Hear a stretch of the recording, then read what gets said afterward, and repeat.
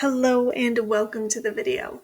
Today we are going to discuss churns or terminations and the specific details of those terminations so we can have a better idea of how to move forward. Let's get started. By the end of this video, we will better be able to understand where to find reason codes for termination and how to read that information so that we can start observing patterns and explaining the behaviors surrounding those churns or terminations. Okay, before we dig in, let's first understand what a reason code shows us. A reason code is going to show us the termination reason. It's noted during the time of termination and it indicates why the member chose to terminate. And this is important because if we see a trend with termination reason codes, we may be able to shift our internal behaviors to better meet the needs of our members. As always, our goal is to decrease our churn or terminations. Okay, so where can we go to find this information?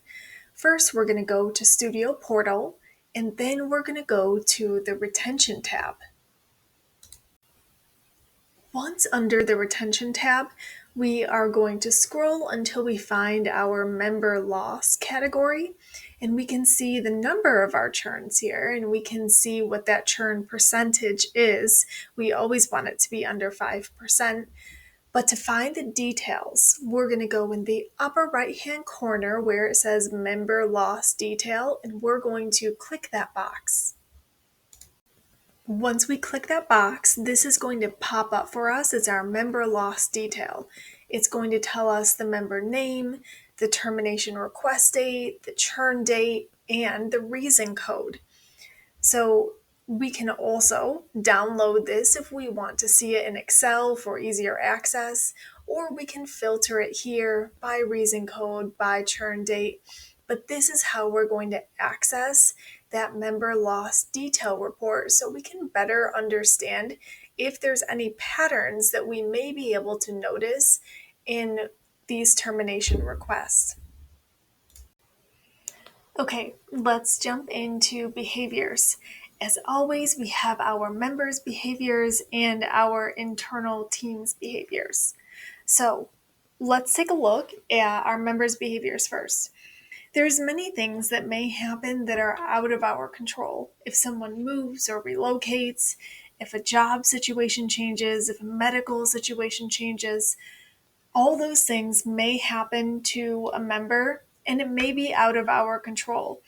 But let's take a look at the member behaviors that are within our, at least eyesight, and a little bit control.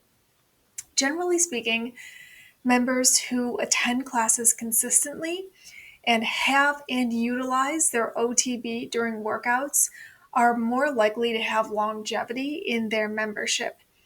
And our folks that don't attend classes consistently and either don't have or don't use their OTB, they are less likely to have longevity in their membership. And we know that just for the purposes of this training, that membership generally can be in the pre-120 days, so those first 4 months, and then after that first 4 months. So we can keep an eye and consider whether folks are attending consistently, get that utilization up, understand OTB, and handle all of that. Now let's take a look at our internal team's behaviors. We definitely want to make sure that we're matching the right membership to the right person. We want to make sure that in the first days of their membership, we're making those follow-up calls, text messages, communications, whatever we need. Pre-booking classes is definitely going to be important here. And how we outreach to our underutilized members becomes essential in these moments. And of course, any community that happens on either side of the glass or during outings, when we're out of the building, that is a huge essential part of the OTF tradition that we have. And retention conversations that uncover and solve real concerns and needs. And don't just wait to have retention conversations until it's too late. Have these conversations on an ongoing basis. From the moment they have their membership, make sure that OTF is matching their needs. And as we're working through KPIs, we always want to think critically. What is our goal? Our goal for attrition is to be under 5%. We always want to consider the most important aspect, which is the behaviors. So, what behaviors, both through our members and internal behaviors, help create these KPIs? Because those are our controllables. And then consider what other KPIs relate to this. Our attrition is kind of the end of the line KPI. So everything that comes before that in some way may lead up to that churn, termination, attrition KPI. Always remember that the behaviors are our controllables. So make sure that that's how we are engaging most with these KPIs. Okay, let's wrap up.